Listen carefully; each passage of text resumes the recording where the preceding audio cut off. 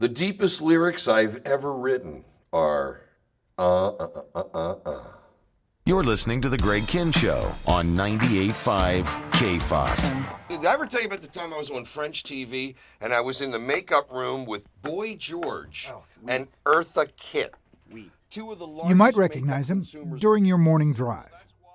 But he was first famous for using his voice this way. We had broken up for good just an hour before.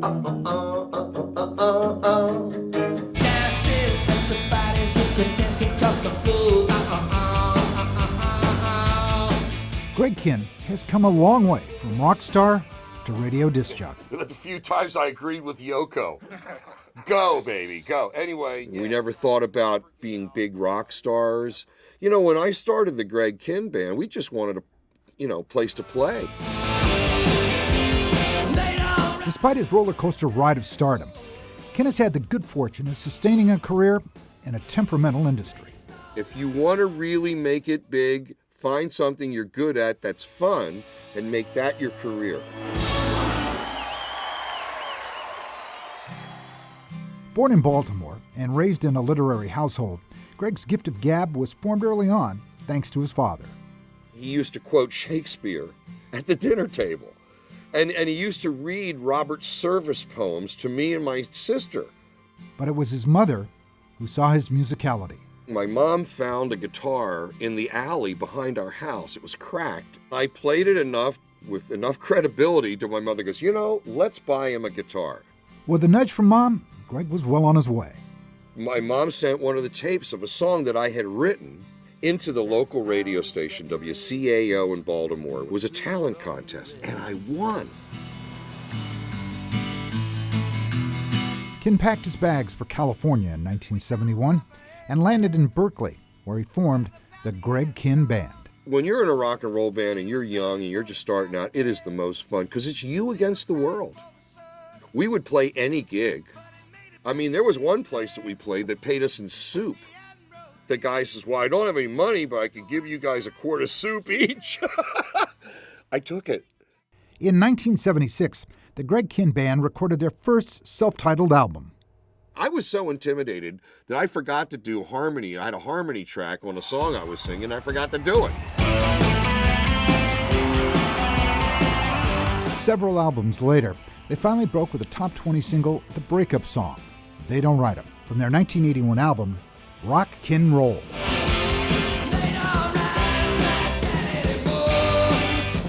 Suddenly we were on solid gold.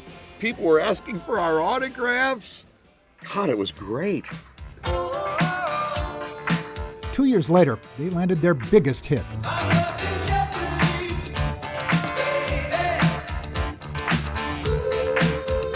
I remember where I was and what I was doing when I found out that Jeopardy hit number one.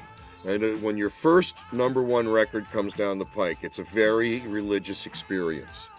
We got a picture of margaritas. We bought some cheap Mexican hats, and we just got plastered.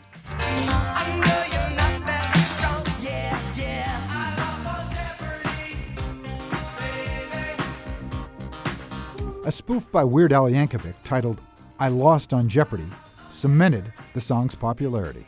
Al calls up and he says, I want to do a parody. So I'm as happy as a clam. He's got the record. He does the gigs. I get the money. What could be better? But the magic disappeared and the spotlight faded after his next single, Lucky, barely made it on the charts. You look in your rock and roll guidebook and it says if your wife's in the video, you got 6 months. Suddenly you're playing free beer night in Chico. It's not good. When the gigs dried up, I'll tell you, here's a real good gauge. Did your record company just drop you? Can you not get a gig? Are you getting divorced? Is bankruptcy in your future? These are signs. Perhaps it's time for a career change. Kihn avoided being a rock and roll statistic by going back to what he knew best.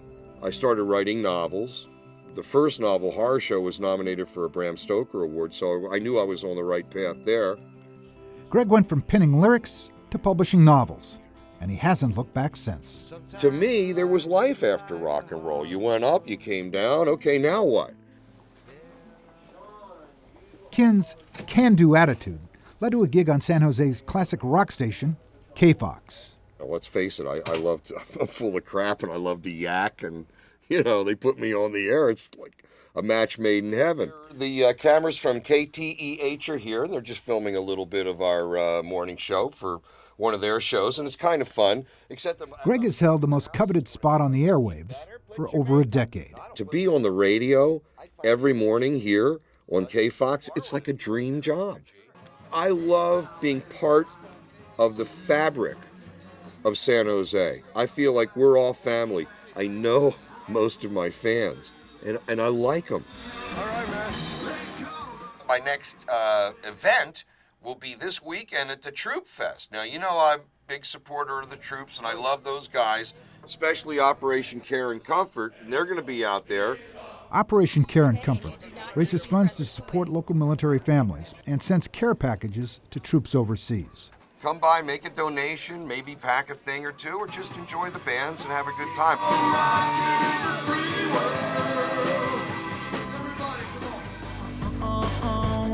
Kihn's contribution had a karmic effect. John Leguizamo rekindled the Breakup Song when it was featured in actor-director Ed Burns' 2006 film, The Groomsman. My head swelled up to like a watermelon. I almost jumped up in the theater and said, "Hey, everybody, that's my song!" But I didn't. Never missing a beat, Greg has parlayed his radio gig into a syndication deal, has a new album out, and is working on a film. From rocker to writer to radio DJ, Greg Kihn's career looks like it'll never be in jeopardy. I was lucky. I'll tell you, I've been lucky left and right here.